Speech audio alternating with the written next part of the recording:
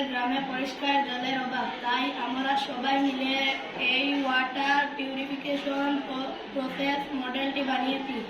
যাতে আমরা নোংরা জলকে পরিষ্কার করতে পারি। প্রথমে আমরা নোংরা জলটিকে বড় পাত্রে ঢাললাম, তারপরে বড় পাত্র থেকে ছোট পাত্রে ওঠা এলো, তারপরে ছোট পাত্র থেকে কয়লাতে এলো, কয়লা থেকে আর একটু পরিষ্কার হয়ে এলো বালুতে, বালু থেকে আর একটু পরিষ্কার হয়ে কাপড় বা তুলোতে এলো, তুলো থেকে পরিষ্কার হয়ে আমরা পরিষ্কার জল থেকে এলো।